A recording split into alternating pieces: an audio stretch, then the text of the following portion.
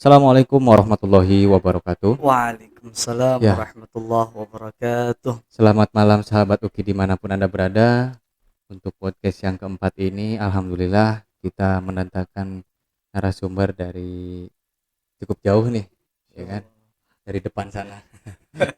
Iya, mungkin ini adalah salah satu dewan guru dan kebetulan beliau juga eh, di samping menjadi dewan guru, beliau juga sebagai ini dewan pemakmuran masjid juga ya. Naam, Heeh, nah, insyaallah. bisa diperkenalkan dulu. Assalamualaikum warahmatullahi wabarakatuh. Waalaikumsalam. Alhamdulillah kali ini kesempatan bisa diundang dalam suasana podcast Ummul Qura Alhamdulillah. menjadi satu kebanggaan ya. Malam Minggu biasanya ngopi-ngopi, kali ini langsung di depan kamera. Insyaallah. Jadi Al-Fakir bernama Mauludin Amin, asal dari Jakarta, lahiran Jakarta, besar juga di Jakarta. Kemudian saat ini dikasih kepercayaan sama pimpinan pondok Abah Mahfud untuk mengemban tugas sebagai pengajar. Masya Allah. Walaupun kita sadar belum pantas rasanya. Cuma Masya Allah, karena Iya. ini amanat tugas, jadi mau nggak mau harus dijalanin dan harus dicoba. Iya. Dan juga sekaligus Al-Fakir ini menjadi imam masjid, Mang. Jadi Alhamdulillah. ya kerjaannya di masjid wae, Mang. Oh, siap, siap, siap. Nah, pemirsa, ini suatu yang menjadikan kebanggaannya untuk Pondok Pesantren Ummul Qura juga ya. Kenapa? Karena beliau ini langsung didatangkan dari Jakarta, betul? Masya Oh, Allah. luar biasa. Untuk selebihnya saya mau tanya dulu ya. Saya mau manggilnya ini gimana ya? Ustad apa Emang gitu? Mang Biar waynya. sama gitu. Alhamdulillah di Ponpes ada dua Mangnya nih kan. Iya, mang jadi. Mang. Siap. Iya, iya, iya. Ya, Mang Amin saya mau nanya ya. Mang Amin dulu pernah mondok? Alhamdulillah, Mang, kita pernah kesempatan mondok. Alhamdulillah. Oh, mondok di mana? Dulu sejarah mondok pertama di pesantren Darul Rosyid. Darul. Darul Rosyid itu emang kurikulum dari pesantren Darussalam Gontor. Oh, Nah, iya. 3 tahun di sana selesai. Lepas itu lanjut lagi di Jakarta Utara. Nama pesantrennya Khairul Ummah. Buat anak KU biasanya tahu anak KU ya, Khairul Ummah. Kurikulum daripada pesantren Hidayatul Mubtadiin atau biasa dikenal dengan Lirboyo. Yo gitu gitu. Ya, Ya, ya, ya. jadi total belajar teh ada sekitar 7 tahun sekalian ngabdi, Mang. Alhamdulillah 7 tahun. Luar biasa. Biasa di luar, Oh, ya, Mang. biasa di luar memang ya. Karena sudah biasa di luar. Nah, sekarang udah nggak biasa di luar, kita di dalam Di gitu. dalam ini namanya. Dalam biasa. Di dalam ini, Masya Allah. Iya. Alhamdulillah ya rupanya ya Alhamdulillah. begitu ya pemirsa. Kenapa? Karena Gusti Allah itu pasti akan mempertemukan dengan orang yang sesuai dengan jalurnya. Benar, Mang. Benar. Masya Allah. Nah, sebelum melanjutkan ke konteks yang lainnya, saya mau menanyakan ya, Mang Amin tahu ada pondok pesantren di sini itu dari mana gitu? Jadi teh awal pertemuan dan perjumpaan dengan Abah Mahfud itu pimpinan pondok teh di masjid ceritanya. Oh, iya. Waktu Abah lagi khotib Jumat. Nah, kebetulan saya imamnya tuh, Mang. Jadi selesai biasanya di masjid diajak ke kantor, kemudian ada makan-makan sedikit lah, Iya, iya, iya. istirahat. Nah, kemudian di situ perjumpaan kenal dengan Abah, terus Abah cerita sedikit tentang masalah Ummul Qura. Walhasil kita nyari tahu dengan warga setempat di mana pondok pesantren Ummul Qura, akhirnya dianterin sama salah satu warga. Oh, pesantren Ummul Qura di sini. Nah, itulah, Mang, awal perjumpaannya, Iya, Mang. iya, iya. Makanya itu kan kami juga jadinya gimana ya? Jadi kepo gitu. Keponya kok bisa imam masjid kok aduh. Secara gitu kan, secara jadi orang sini jadi bingung. Lah, ini ada apa gitu kan gitu. Tapi ya itu ya mungkin ya sudah jalannya seperti Bener itu. Mang, jalannya ini Mang. Untuk selebihnya gitu kan, selain di pondok, apa ada kegiatan lain di apa namanya di sekitar lembaga sini? Iya. Jadi kegiatan memang selain ngimamin 5 waktu subuh, zuhur, asar, maghrib, isya, selepasnya kita masuk juga di dalam organisasi IDNU ya, orang-orang IDNU yang nonton. IDNU teh singkatannya Ikatan Dai Nahdlatul Ulama. Ya, jadi bertepatan di daerah Sagulung, Tembesi, dan Batuaji. Pokoknya yang tinggal di daerah Batuaji, Sagulung, Tembesi udah nggak heran dengan wajah yang pas-pasan ini ya. Luar biasa, pasaran rupanya. Pasaran. Kirain saya bukan kitab aja yang pasaran, orangnya juga pasaran. Luar biasa. Iya Mang, kita pasaran kita mau di mana-mana nih Mang. Itu namanya resiko jadi cowok panggilan Mang. Iya juga ya. Tapi yang penting bukan pembalap. Masya Allah, iya Mang. Pembalap teh naon Mang? Pemuda berbadan gelap. Astagfirullahaladzim. Alias kurapnya Mang. Alhamdulillah gitu kan, di sini juga pendampingnya ini apa namanya punya kegiatan sendiri. Alhamdulillah Mang. Gitar nggak punya tapi udah bergetar gitu. Masya Allah. Ya. Itulah hebatnya. Dari tadi saya ini sebenarnya nahan-nahan gatal ini aslinya. Mau garuk-garuk gak enak gitu kan, tapi udah dilihat kamera. Masya Allah. Nanti pemirsa katanya, ya Allah Mang Dian ini tiap podcast garuk-garuk mulu. Itu buat pemirsa yang nonton itu merupakan seni anak pesantren gitu. Iya kata saya. Seni itu namanya. Seni. Seni tanpa wujud. Gitar nggak ada tapi gembering sendiri gitu kan. Itu salah satu musik paling enak Mang, bagi pondok tuh Mang. Sampai Abah pun yang meresmikan podcast ini, pemirsa sampai bingung. Ini kenapa Mang Dian ini dari awal podcast sampai sekarang kok garuk-garuk? Iya, Bah kata saya tuh sebenarnya udah nggak tahan.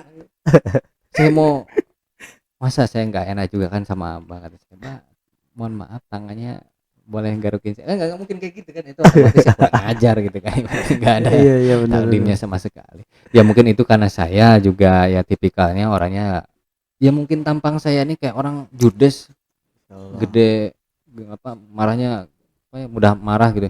Padahal dalam hatinya saya ini orangnya ceplos-ceplos kayak gini gitu kan, sering bercanda gitu kan. Cuman ya itu tadi karena orang berpenilaikan saya ini dari wajahnya. Padahal kalau udah deket mah ya saya juga nggak bakal deket-deket gitu kan. Kalau deket-deket bahaya gitu kan. Kan katanya jaga jarak kan gitu. Bener. Apa nama bahasanya tuh Mang? PPKM. Alhamdulillah sih kalau menurut saya sih itu ya apa namanya semacam ikhtiar dari pemerintah. Bener Mang, bener. Ya kita juga ya harus mengikuti. Tapi memang ya urusan perut ya kita juga nggak tahu gitu kan bagaimana. Iya kan bener, kita Mang, juga emang kadang-kadang gitu. Kita teh bingungnya Mang ya. Bingungnya teh zaman sekarang nih pikiran orang tuh dibagi menjadi dua. Ada yang pikiran sebelah kanan, pikiran sebelah kiri, ada yang percaya, ada yang masa bodoh amat. Ya itu tadi gitu masalahnya. Jadi balik lagi ke diri kita sendiri. Betul. Harus pandai-pandai untuk ya minimal berprasangka baik aja lah terhadap orang lain. Ya karena saya juga ya berpendapatnya gini, selama pemimpin kita ini menjabat, ya otomatis dihujat. Betul Bang, siap. Tapi selama dia nggak menjabat, pasti dihormat. Pasti. Kan sering ada tuh. Iya, masih ada zamanku tuh. Apalagi kalau udah kata-kata itu. Benar tuh Bang. Ini anak-anak zaman dulu tahu pasti. Kalau anak-anak pondok yang sekarang mungkin nggak ada yang tahu mungkin sekarang. Tapi ya saya juga kemarin sih pernah gitu kan di kumpulan anak-anak santri se-Jawa Barat gitu kan. Saya tuh kadang suka prihatin gitu dengan kondisi anak-anak sekarang. Tetapi ya saya justru takjub begitu datang ke Batam, ada segelintir anak-anak yang masih mau mondok. Insya Allah itu kan lebih sulit gitu kan. Kalau kita mencari loh.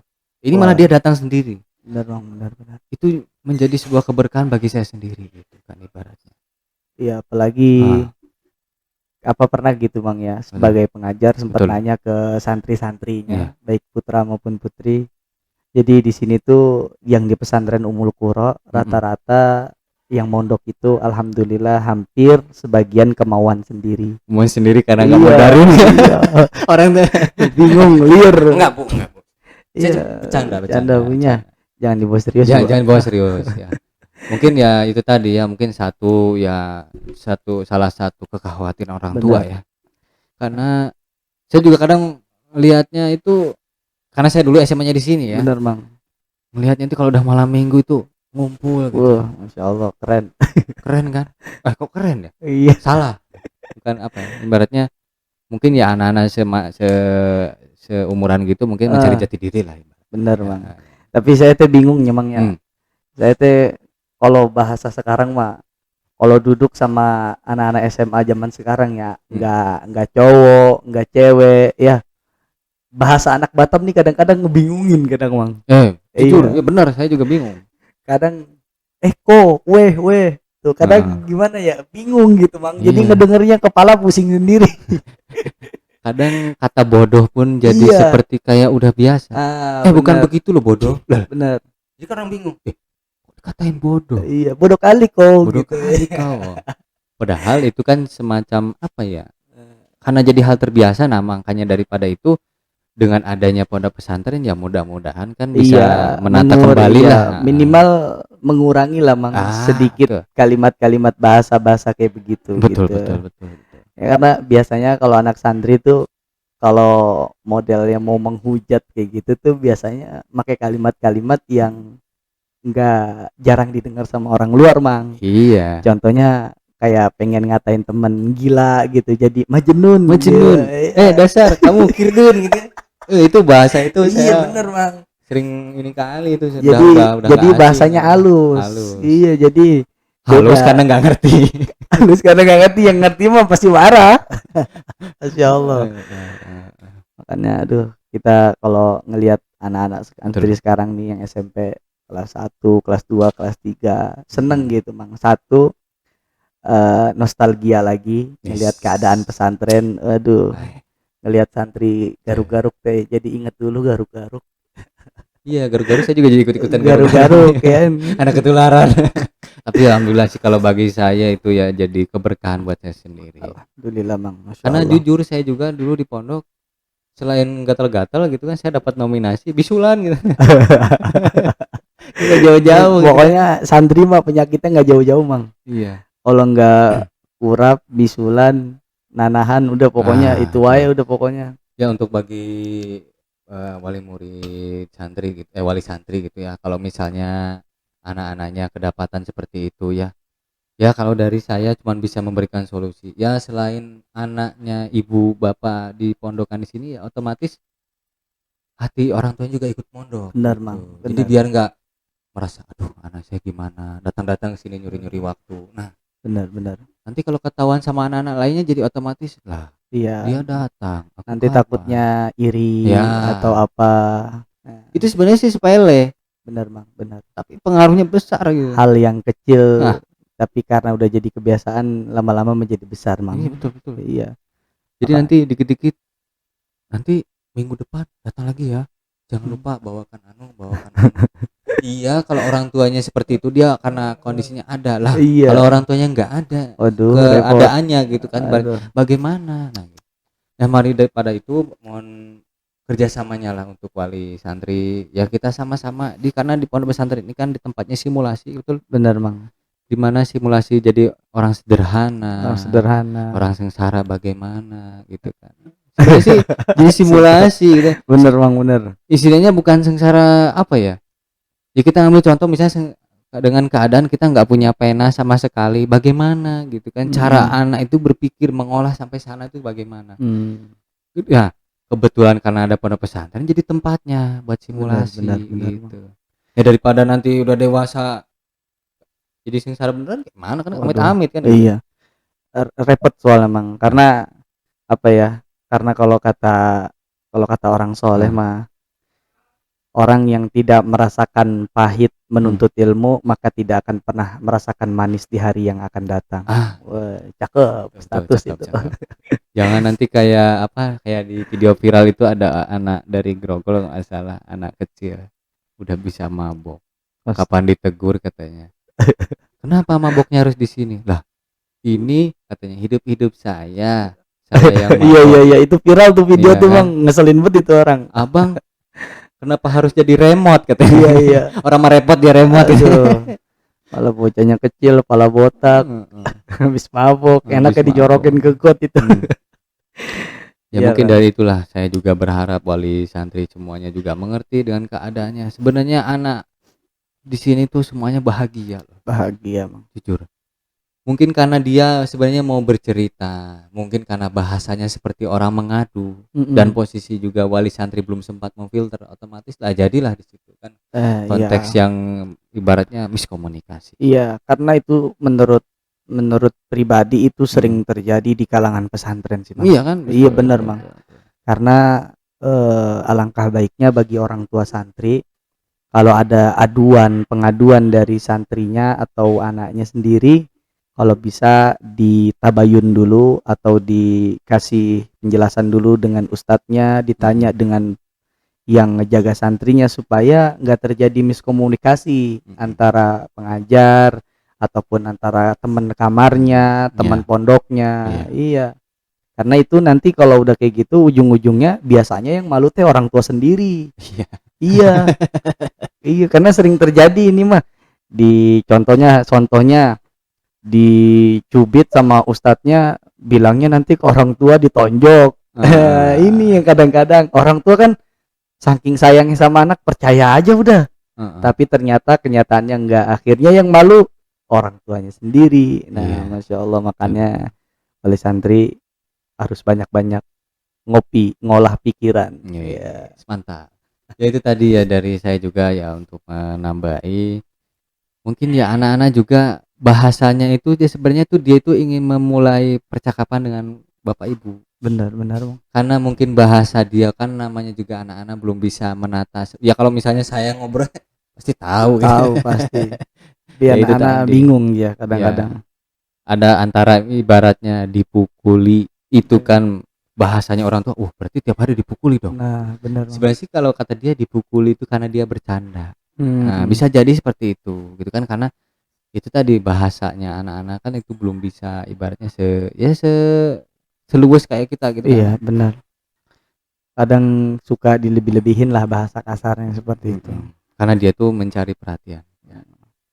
Oke, mungkin itu saja ya yang menjadikan pembahasan hari ini. Mudah-mudahan bermanfaat untuk Amin amin Bapak amin, Ibu masya semua ataupun Allah. pemirsa semuanya. Ya dari saya dan juga Mang Amin mengucapkan mohon maaf apabila kata-kata kurang berkenan di hati pemirsa. Saya tutup. Akhirul kalam. Wassalamualaikum warahmatullahi wabarakatuh. Waalaikumsalam.